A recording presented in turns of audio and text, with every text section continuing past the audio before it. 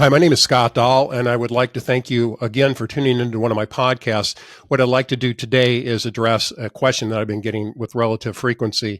Is this sell-off that we're experiencing, is this the end of the bull market, or is there simply a correction? I'm going to try to determine what the probabilities are of the future price moves by using technical analysis. First of all, what I'd like to do is again point out that I truly believe that we're in a secular bear market. We're in a long-term bear market. The bull market move that we've been experiencing since last October, that is a cyclical bull market in a secular bear market. So what happens is when you have this long-term secular bear market, you're going to have cyclical shorter-term bulls and shorter-term bears inside this long-term trend. This is a high inflation, high interest rate secular bear market. They're painful and they're choppy. But you can see these big bull moves and then turn around and you can see big bear moves as well. So where are we at now? Well, let's take a look at the chart of the S&P 500. Remember, it's important to understand that the S&P 500 has been predominantly dominated by just a few small stocks. They're pulling this market higher.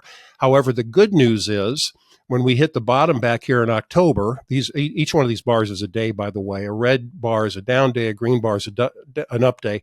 When we hit this bottom in October, we had a very strong rally and we had a broad rally. So what I mean by that is the more of the stocks started participating in this up move. We needed that to sustain a bull market because in order for a bull market to succeed and become more powerful, you have to have a lot of stocks that are participating, a lot of stocks that are going higher, not just a small few. So we got that here.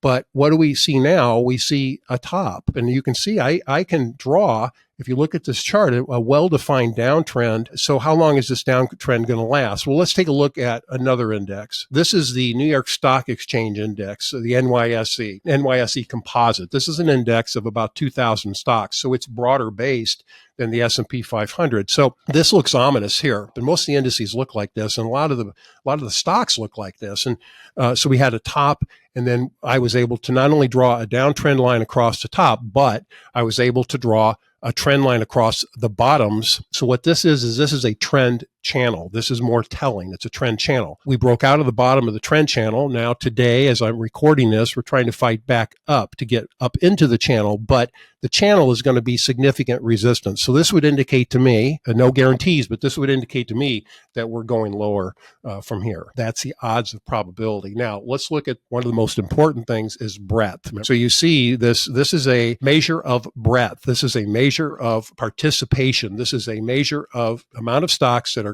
participating in this up move. You can see that breadth is waning. So we have less stocks because we've broken out of this downtrend. We have less stocks that were going higher up here. So here's the question. Is this the end of the market? I don't think so, because typically what you have is the market will continue higher, but then you'll have breadth. It's what's called rollover, for lack of a better term. So you have breadth turn and the market continues higher. That's not happening. Breadth is coinciding with the drop in the market. So I think that this is an exhale and this is a correction in an ongoing bull trend. Just how far it's going to go down, I could mark it and give us some ideas of support areas. But let's just suffice to say that it looks like to me that we could be in this downward trend, this correction for a longer period of time. I'd like to show you one more chart. This is a chart of the S&P 500 equal weight. It's like the S&P 500. It's got the same stocks, but it gives each stock an equal weighting. So each stock gets an equal vote. It's not like the cap weighted S&P 500, which weights the bigger stocks heavier. And why is this important? Because this is also showing breadth, declining breadth, because we know that of the 504 stocks that are in the S&P 500, less and less of them are going higher. So this is telling as well. This is a high in the RSP. This is a high in the equal-weighted S&P 500. We broke that high and now we're back down below it. So that high, that level right here is going to act as resistance. So we've got significant resistance above this market. So in summation, this is in all likelihood a correction of an ongoing bull trend. I hope this helps. Thank you for tuning in. If you have any questions, feel free to give me a call. It's 949-497-6366. You can email me, scott@dahlcapitaladvisors.com. I hope this was helpful. Thanks again for tuning in, and I'll look forward to more of these.